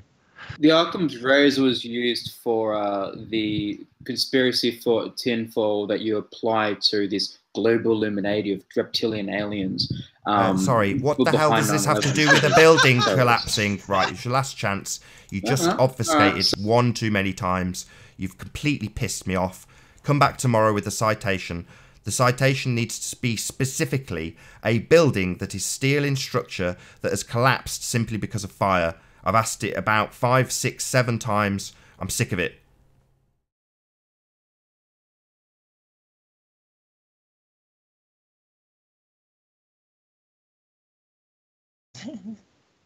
Wow. He actually brought in reptilians. That's he deserved to be kicked just for that. So I'm happy to move on from 9/11 because that was just a test for the Irish guy, wasn't it? Yes, basically. That's the point. Correct, Dawn. Well kept up. Don, were you the baller I was talking to? That I was talking to someone who was from Australia, and they said they were a structural engineer, and they thought 9/11 was hogwash, that a plane couldn't. That's not me. I'm in the UK. One of your Architects friends. and engineers against 9/11. It's a big group. Yeah, engineers. One of your friends in your Discord I was talking to, I can't remember who it was, and they were a structural engineer. They're from Australia, and they said the plane would never, it would do hardly any damage. I've seen a video where the guys who designed the World Trade Center were talking about how they designed it to take commercial plane hits, and they said it would do like very little damage. They compared it to a pencil being put through a screen door or something like that. It would just like put a hole in it, and it wouldn't really affect the structural integrity. Well, did you know, Bmars, you probably knew this, but did you know that the World Trade Center buildings were actually insured specifically against planes hitting them for billions? Well, against terrorism. Like billions. But for planes hitting it, taking it down, that it was officially insured against that to happen. This is like the most bizarre insurance ever. It was insured like really shortly before 9/11 too. Do you think the planes actually hit the towers, Arwin, or do you think that was like a hologram or just fake news? Fake news. That is another matter entirely. It's complex. I'm not even too sure about that. Could have happened, might have not happened. But that's not even the subject. The thing is that even if they did hit it, then that still wouldn't have brought them down. No, I would say that. I mean, that does bring us nicely back onto Flat Earth if you want to bring in things like space fakery. You've got CGI compositing at play. You know, it's very crude when you look at the 9/11 footage now. But by comparison to what they do in real time on the ISS, you know, they're much more slick now. I mean, just the fact they can do it in real time is amazing to me. But, you know, back in the 90s, they'd have to do it all in post. You know, they have to go to great extents with sound stages to fake it to a live audience on a crappy little television screen, and then do it all in post. Well, I've actually analyzed September Clues, and I wouldn't believe that because I've found a lot of flaws within that documentary where they're misrepresenting the truth. So I think they actually used real planes. I'm assuming they like remotely controlled them or something. I mean, it's kind of like the Operations Northwood, similar to that. I think that I don't see why they would use CGI. Like, it makes no sense. I talked to my cousin who was there. I think he saw the planes and heard them. So, I mean, I just think they were real planes. I think that whole fake CGI plane thing was like the no force on flat Earth, and it was just to like make deliberate mock-up, a deliberate conspirify. Yeah, it was to make. I think it was to make the conspiracy look ridiculous. Fair enough. I mean, but would you? I use that as a ham-handed segue to get us back onto other types of CGI fakery. So where do you stand on that? Well, I mean, you could technically you could use I mean, the modern technology propaganda techniques they could use. I wouldn't really trust a lot of video or photography. It could easily be faked. And that's just a reality. And then we know that they have technology way more advanced than us. So a lot of times, like ball earthers will argue that the early photographs NASA took couldn't be CGI, but that's not true because I'm sure they've had this CGI technology the entire time we've had pictures, and like they're like 60 years ahead of us in technology. What's real and what isn't. They had actual I'm worried about my kids having to make that CGI footage very early on using heavy computers. Just let Dawn respond, then respond to Dawn, just one at a time. Sorry, I cut PMAs off a bit. I was just saying I'm not worried now about deciding what's real and what's not, because I think I can still tell. But in 20 years, I'm worried that my kids will have to make very hard decisions about what's real and what's not. I agree. Yes. And the elite has become very good at basically erasing history and replacing it. So it's going to be harder for the newer generations to make out, like, yeah, it was such a long time ago. They could have now faked it. We're already noticing among some flat Earth circles that even the very far history seems to have been replaced in some areas. So if they did that, then they will eventually be able to do it with the history that's not even that far away. 2 shout-outs, one to John LeBon and one to Flat Earth British, Martin Liedtke.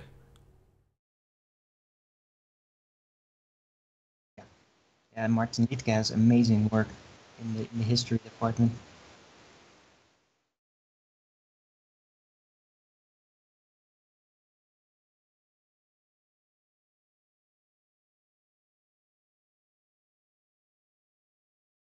No spam, please.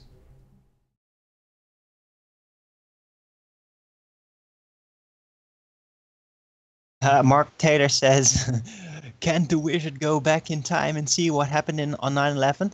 You know what, Mark Taylor? I watched the TV and the news when 9/11 happened. I was there. I was stuck to the television all day for a week. I was completely consumed by it. And I actually fell for it completely. I was really like outraged. Like, I thought like, yeah, you know what? I thought the wars in Afghanistan were justified at the time, all of that. And then basically Bush said, yeah, we need to attack Iraq. And that's when I first thought, wait, that doesn't make any sense. How are they related? That's when it really started to come in that there's something weird going on. And then I got into contact with Loose Change, the movie that first really addressed the details of 9/11. And that's when it started to sink in what was going on.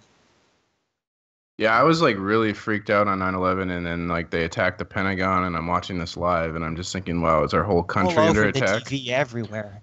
Yeah, I was like really passionate, and I wanted to figure out like, because I was 19, just coming out of high school, and I was really dumb and indoctrinated, and I thought, well, America's the good guys, why are they attacking us? And I was obsessed with figuring out what was going on. And I didn't wake up through watching a stupid YouTube video.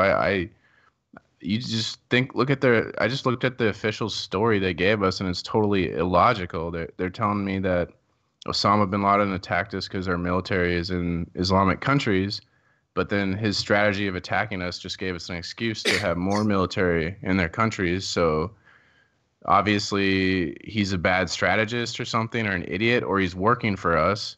And then when you look at like a motive, George Bush's father wanted to go to Iraq and stuff. So he did in the 90s. We have that's what I'm saying. We have an established motive already there. So you got to analyze it like a criminal court case and establish a motive, like who is to gain. This is how you like are supposed to logically, critically think about things. I didn't just follow the money trail. But I mean, I can see your point. Like a lot of people don't critically think, and they'll just watch a YouTube video and wake up, and then they haven't really thought it through, and then they could easily just go back to believing the official story. So, but no, man, I'm legit. I'm an expert on this stuff. If you want to challenge me, come on this panel, and we can go. I'm not afraid of anyone.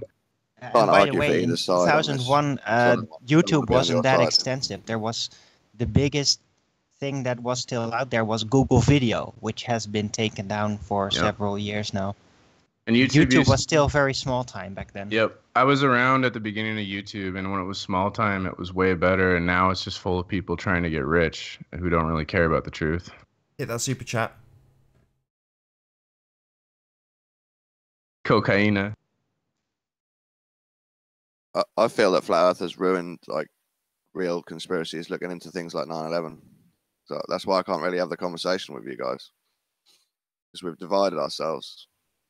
We've ruined it? What? Not you, no, not you, we just moved further down the rabbit hole.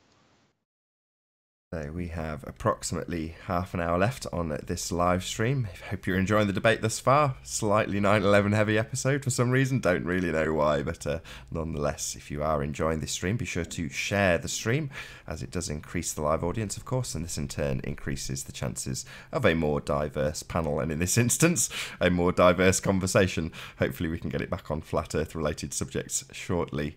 If you're new to the channel or you've not done so already, be sure to subscribe and hit the bell notification icon to keep up to date with the Flat Earth debate. If you would like to join the discussion, simply mute the page you are currently watching, then click the link in the info box below this video to join the panel and express your views on the shape of the Earth. If you'd like to support the show, as Ian Matheson, I think it was, did exactly that, hit the super chat that runs alongside each of these shows while they are live, or the link in the info box below the video once it has rendered. One last time, if you are new to the channel or you have not done so already, be sure to subscribe and hit the bell notification icon to keep up to date with the Flat Earth debate. As I say, there is about 30 minutes left on this broadcast.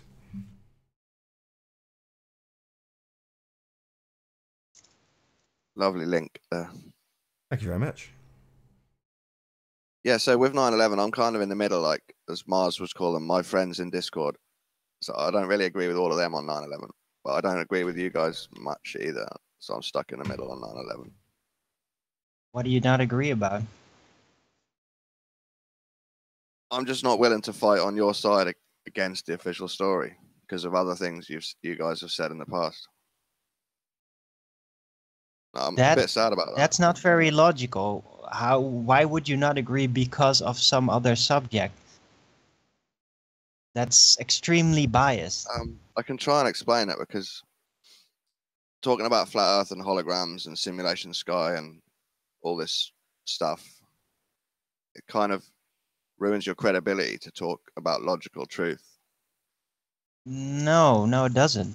We take subjects per subject and we treat it as we see fit and as we are figuring it out. Just because we might be wrong about one subject doesn't mean we are automatically wrong about another. That's extremely biased to approach. I don't want to fight on your side because of some of the things you said. we're trained to have all these biases though. Like you're trained to take the opinion of someone in a white lab coat over just like mine, for example. I'm not. I have a very It's not because the person in the white mind. coat is smarter or knows more than me. It's just like that's your brain. You're brainwashed to have this bias and to ignore certain types of information and people based on their what physical appearances and stuff. No, that's not me. I think everyone's like that. Even I'm like that. You Maybe were, a bit, so that is you. No, that's not me. Like I know all this stuff about how we're influenced and brainwashed, and I'm still sitting there in like a dentist office, and this dentist is convincing me to irradiate my brain with getting an X-ray and stuff, and I just listen to them because it's hard. It's weird. It's like really ingrained into us, even if you know about it. You still I still experience the programming. I don't take my globe information. It's very hard to be your own doctor. It's hard. Yeah. Because the entire society pushes it on you to trust your doctor no matter what.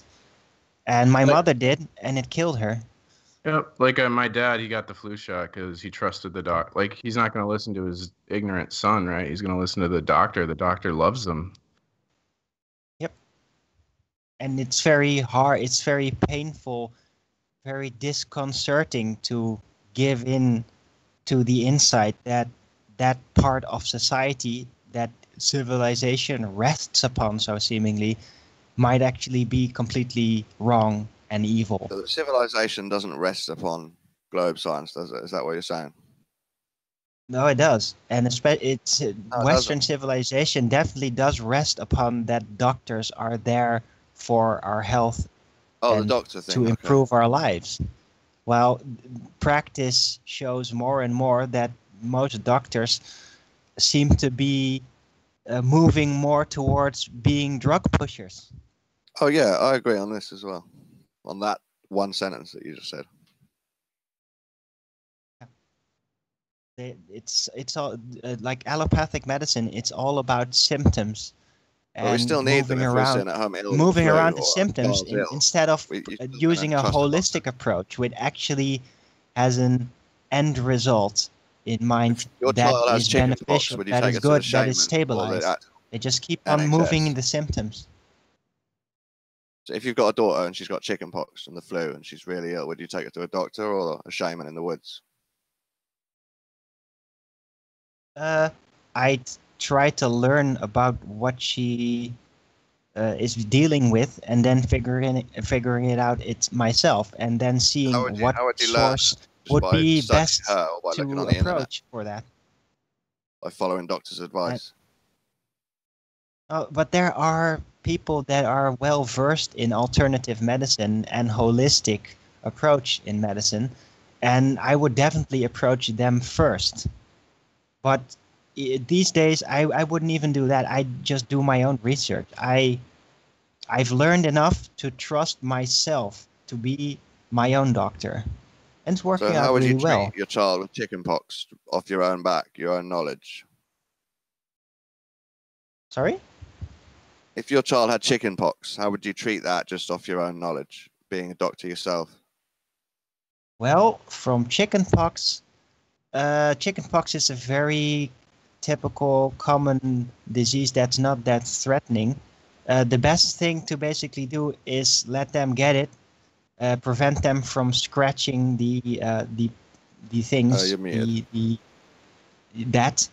because that leaves scars if they go scratch it, and they'll get over it. And just give them chicken soup, give them vitamin C, so they'll heal up as fast as possible. And that's just the best way to treat it. It's always been that. So you're never going to take your children to a real doctor ever? Well, I might.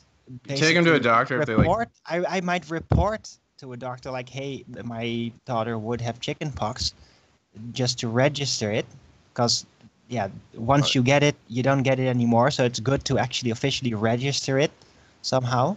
But I might listen to what the doctor has to say on what to do with it. But if he'd say like, oh yeah, there's this special new experimental vaccine, then I'd say, no, I'll just go with what is known throughout centuries.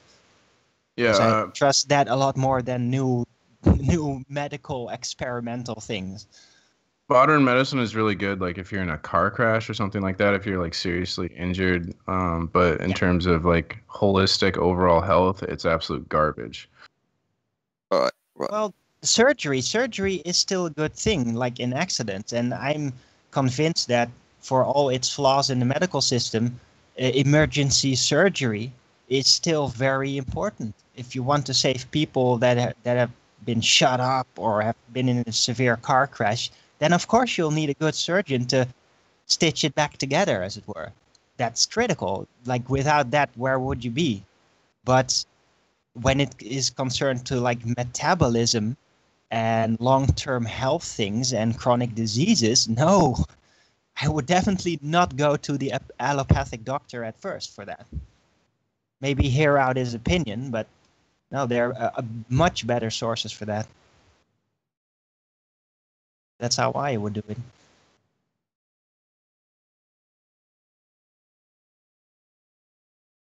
So who did you guys enjoy talking to more, the Irish guy today or Philip the other day? It's quite a stark difference in how they approach. What one tells you not to reproduce, the other one goes out and does research and presents it in a really nice way. Yeah, very different. Oh, you like the Philip thing? So you can Philip debate was cool. over refraction then for hours. No, I thought Philip was good. He did a really, really cracking job. And the other thing he did, albeit a little begrudgingly, you know, a tiny percentage, was he conceded the points that were our points. So he said, here you go, here's a model of it on a flat plane, and here's a model of it with a globe, and here's all the maths that goes along with that. So, can't really ask much more than that. He did the research. Took him several months. I found it really boring just going over refraction maths and stuff. Okay, I don't think then you missed the point. I agree, it is boring. It is boring, but the point was simple. On a flat plane, when you model the Isle of Man, what you end up with is a very simple model that is drawing straight lines to the targets and taking simple trig measurements. That's the end of the explanation. That's it. Whereas when you get into the flat Earth, the globe equivalent of that model, you've got lots and lots and lots and lots and lots of boring maths to look at. You know, our explanation is one sentence. We see the stuff because it's there. And you can measure it like we measured those hills with trig. But like I said, nature is variable, isn't it? Well, you can know but it seems by living in it. True, but it seems that when we're doing simple trig on the hill, it's incredibly important that we get very straight lines, according to all the globers. Yet when we're measuring things at distance, suddenly they don't want straight lines. They want curved lines. And they've got a lot of maths to show you how the curved lines work, to account for the curve that we don't see. In our model, there's no curve to account for not being there. So that immediately eradicates that problem. You boiled the debate right down to refraction maths, didn't you? So there's still some guys that want to fight that corner and try and explain refraction maths on a globe to you. Well, they're not. Well, like that's the point. He wasn't fighting at all. I liked it when it was a philosophical debate. You know what I mean? No refraction math needed. Oh, well, that's fine. Shall we expand our minds? We're talking about not philosophy. We're not talking about philosophy here. We're talking about reality. I know, but we've still got stuck down in the details. Well, what of reality? Yeah, that's where right where I want to be. Yeah. I think some other people enjoy the philosophy a bit more, though. Oh, well, I like reality as opposed to philosophy. I like to know exactly what we see, how it works, why it works. And the simplest explanation, Occam's razor, according to the NatSec, is the thing you should be using. Well, in this instance, there are two examples that you can accept. One is incredibly complicated, and one isn't very complicated. In fact, it's incredibly simple. We see things because they are there. That is the end of our explanation, and our model needs no explanation beyond that. But could you extend that into the sky and the sun and the moon and stuff? Because if you're going to extend that point of we see it because it's there. Yeah, the physical stuff that we can touch that is tangible, yeah. You want to go into the intangible, that's a different story. But we can physically touch, measure, and see all of these things. And we have touched, measured, and seen them. And that's precisely what we are doing. You can now say, oh, well, I would much prefer we were talking philosophically or about intangible objects. Tough luck. No, I'm just saying your approach needs to stretch more than just the refraction math of Isle of Man. It's not it my doesn't math. prove your theory. It's not my math, not my theory. You understand that, right? People do this all the time. When I talk about the stuff looming and being holograms, people say, oh, well, you need to stop focusing on this bullshit. It's not my bullshit, it's yours. It's the bullshit necessitated to believe you live on a sphere. Mine has no bullshit. Straight lines, straight angles, easy to do maths, simple. The kind of maths that I can do, simple maths. Simple trig. Very, very simple. See Isle of Man because it's there. So Yeah. then just move on. We all believe, in You all believe it's not really there. I know what you believe, Dawn. You believe it's not really there. It's all behind a curve that we don't see because it's in the photo. I know what you believe, and it's ridiculous. That's why I'm here. To point out to people like you that you just want to go about your merry life believing that the photo isn't really there. That's what you want to believe. It's up on screen right now, and you want to believe the stuff in that image isn't actually there. It's a holographic representation of stuff that's hidden behind a curve. And that's nonsense. The maths that goes along with it's very boring, as you pointed out earlier. For us, the explanation is nice and simple. We see it, and we can measure it with a straight line and a simple angle. But what if we start saying we can see the moon's a sphere because it's there? Have you touched the sphere? But you can't see Have it, you so touched you the can't moon? prove it it's even a Touched Isle sphere. of Man. Yeah. I've been to the Isle of Man. I know it's physically there. What do you Yeah, want? You can't touch St. Bees when you're over at Isle of Man, can you? You can't. It's the same. Yeah, but you can no, I go can't be in there two places yourself at once. and then Correct. prove it's physical. I can't be in two places at once, but I've never been to the moon and never will. It's an intangible object that I've never been to, can't touch, can't accurately measure. But we can, and people have, accurately measured all of these geographical locations that aren't philosophical, they're real.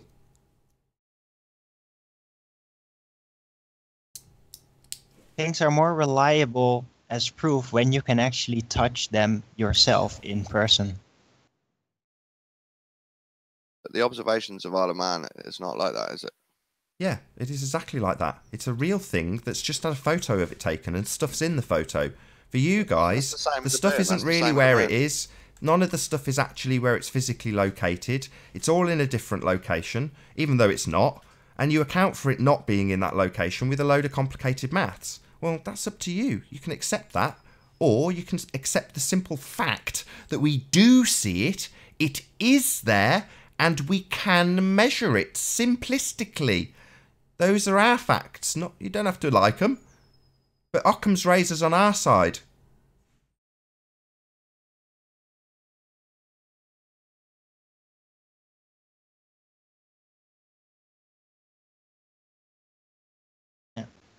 I love these protracted And you can draw in the silences. heavenly bodies and everything, but that is to actually prove it is a lot harder because we don't have the resources available to actually go there if that is even physically possible.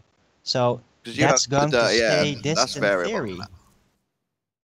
Oh, dirty air. So the obstruction formerly known as curvature was not accounted for in the model of the flat plane done by Philip yesterday. It wasn't even needed. He couldn't account for the actual refraction that we see in either model. So despite modelling refraction into his model, he simply couldn't get it to work with the lighthouse and formerly known as Douglas and the seashell reflecting down upon itself. The nose cone, all that stuff that's an inverted mirage, he couldn't model on either. He did, apparently, according to him, model it on the flat plane, and it didn't make much difference. But ultimately speaking, he confirmed what I have said many times, that he has modelled it on a flat plane with what you see as what you get in mind with straight lines and simple trig. And it pretty much matched up. And he also measured it with all of the variable calculations plugged into a very complicated maths equation on a computer simulation to bring it back from behind a sphere and a curve that we don't see. So he could get it to work in both instances. The fact of the matter remains that the actual refraction that is evidenced in the image wasn't necessary to model on the flat plane. You could still assume that you had a direct line of sight with all the targets that aren't distorted, that don't look like mirages, like the mountain, and it still works out. So in that respect, you have another level of bullshit that I could apply, if I wanted to the flat plane model. It would only make a negligible difference to a negligible amount of the image, because refraction is negligible if measured in reference to a flat plane. As soon as you start going over curves with big drop measurements, then suddenly the refraction isn't negligible because everything's a bloody hologram. Everything's a mirage. Everything's looming. You have other variable nature on a flat Earth, don't you? Don't need it if you're measuring it on a flat plane. You can just put a simple trig calculation together with a direct straight line with a measurement of something you do see, and it all works out without having to factor any of the necessary bullshit that the globe model uses to simply account for the fact that things we shouldn't see, we do see.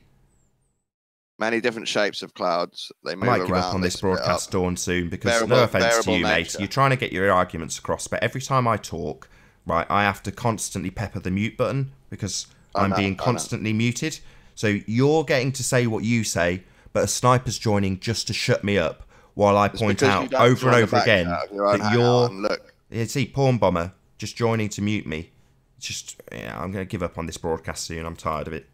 You know, tired of being continually muted. Sorry, Dawn. You know, if it happens again, that'll be the end. I'll round out and you won't get any of your points in. There we go. Like you said it the other day.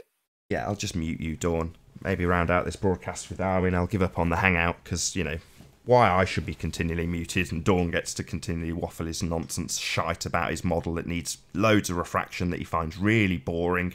You know, why on earth would I listen to that crap for any longer and constantly be muted while I say the same thing 6 or 7 times to some guy that basically has got a team of people behind him to come in and basically mute me continually while I make the same point. You know, like Quantum Eraser did. You know, use the example, this guy just keeps saying the same thing over and over again. Oh, right, what, that there's fingerprints on the murder weapon and a CCTV footage of the guy actually killing him. Yes, prosecution, you just keep repeating the same thing over and over again. Dismiss all of the prosecution's evidence because it's constantly repeated. Well, yeah, I'm going to constantly repeat that if you calculate the negligible refraction, it is negligible if you calculate for it on a flat plane, and it isn't even necessary because we do have a direct line of sight and can take straight line measurements and simple trig when you do it on a flat plane. All of the next level bullshit with refraction and non-standard refraction and applying Fermat's principles to a globe, that we have a curve that isn't visible, all of that shit isn't necessary if you do it on a flat plane. You don't have to account for any refraction because it's negligible. If you did, I'm sure you could model it into that tiny, tiny, tiny little couple of millimeters that it actually applies to in the image. All the rest of the things will eventually be explained in terms of how your vision works. Arwin is still on the call, so he can hopefully explain that there is a zone of invisibility based on the fact that if you stand on something and draw a straight line out at angles to the floor and angles to the infinite ceiling that you don't have above you, nothing's blocking your view, you have a shortfall in what you can see in front of you and below you. And the line of sight that we have in St. Bees to Isle of Man is consistent with the level, the exact level and position that Anthony's actually stood at when he varies his position. Same with Ranty as he goes up and down in elevation and shows that you lose things from the bottom. You know, that's how it works. Now, these explanations aren't clear and concise, and we have no actual science given to us for how these things really work. Refraction's been co-opted. Instead of being a little mirror line below a tiny section of the picture, it's described as this 7/6 arc radius calculation that goes around a sphere that we don't see. So all of this kind of nonsense, as we get to understand it more, we'll explain it to our audience in a more consistent and concise way, while we're told to drink bleach and not reproduce by, you know, guys that join the panel get very aggressive, get very sweary, and people who join just to mute me, so that all that happens is the guy in the hangout, in this case Dawn, can talk freely while he gets my conversation with him constantly interrupted, because my mic goes out to the audience regardless. So, you know, it's just a bit of a bugger that this has been a bit of a, what's the word, Arwin? This hangout's been a crap fest in that regard, hasn't it? Well, maybe. I thought it was pretty good, actually. You haven't been pressing 20 million buttons. We should see me frantically fingering. But it's been great. I think it was very innovating. I loved it. And I liked how we actually got into 9/11 a bit and just showed how similar the illusions are in that area with well, with the globe versus flat Earth debate, it's very similar in nature. The psychology is pretty much the same. The tactics, the deflection tactics are pretty much the same. It's fascinating. Well, it's like these people are muting Nathan. They're sniping anyone who doesn't agree with them out of the hangout. Like I was sniped out of the hangout, but the Ball Earthers were allowed to stay. And people in the chat and Gem's Discord are talking about suing me and suing other people. So, yeah, I mean, they don't like my opinion, I guess. They don't want me to.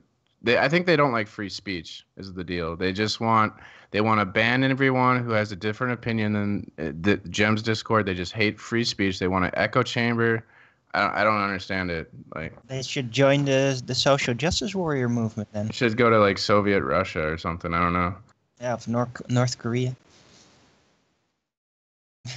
Yeah, but they're getting crazy, and I thought it was kind of hilarious how Don actually said, "Yeah, I'm getting bored with my own theories."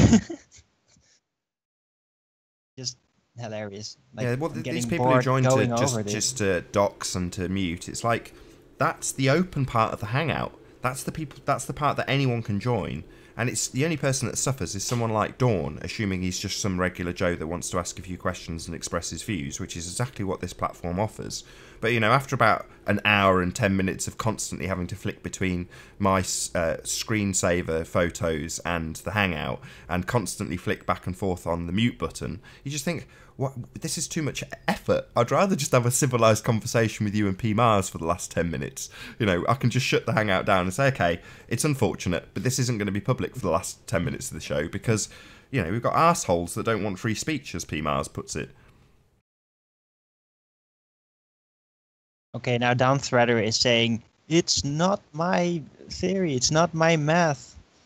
That is globe refraction. But that is what he actually subscribes to, so it's funny that he's even in denial about that. Seems like an inward spiral, a fractalized inward spiral of denial. Yeah, that's it. They project their denial onto you as well. So in the case of it all being looming, and I called it hologram to deliberately bring, you know, a bit of tension to the way I've described it so that people find the word contentious and start debating it. It's like once they concede that what we see actually have in the pictures is not physically there on a sphere, it's in totally different locations at varying degrees around the curvature. Once I know implicitly that they accept that fact, then I'll say, oh, you can call it what you like. If you want to call it looming, I don't care. If you want to call it refraction, I don't care. If you want to call it slightly looming non-standard refraction hyena, I couldn't care less how you term it, so long as you implicitly understand that what we see is not what we get. In this picture, you're not seeing anything where it actually is. The entire thing is looming behind the curve of the Earth. And that's what you have to accept if you're going to accept that you live on a sphere. And once you do accept it, I'm more than happy to have a very calm, collected conversation, occasionally with a few edgy concessions from someone like Philip, where they're like, yeah, okay, I do accept that you can just draw straight lines of sight to it and not factor refraction in at all, and it still works. You know, those people don't want to say that sentence. They'll just go, okay. You know, in a very understated concession. But ultimately speaking, from that perspective, having someone like Philip on, who's actually gone to the effort and does understand it really, really well, that's a total breath of fresh air, especially from the ball side. You know, he said, I'm trying to remain open. So he's kind of, you know, I can relate to that. I'm a flat earther, but I want to remain open because these guys understand how refraction works and they understand the effects of seeing things at distance, so much so that they can co-opt it into making people believe that they see a curve when they don't, which is, to me, as amazing as the heliocentric system itself. You know, I've got a lot of admiration for it. It's cool. You know, I used to love space and think it was amazing. And it's because it's very, very well worked out. And it's worked out with things that we do observe. So studying their explanations for how the mathematics works will bring us to a better understanding about how the world works. It doesn't change my view on whether or not it's flat. It is. You know, the fact that it happens to, in their minds, calculate out perfectly on a flat plane with straight lines and simple trig, you know, that for them is a major coincidence and an amazing thing that just doesn't happen very often. You know, Ranty goes out a few days later, nice clear day, click, and gets the same observation. You're like, this isn't a rare occurrence. Nothing's shifted, nothing's moved, nothing's twisted in its what's the word? In its They don't like holograms, so I'm pretending that I'm talking to a normal person that does actually understand it and isn't stupid.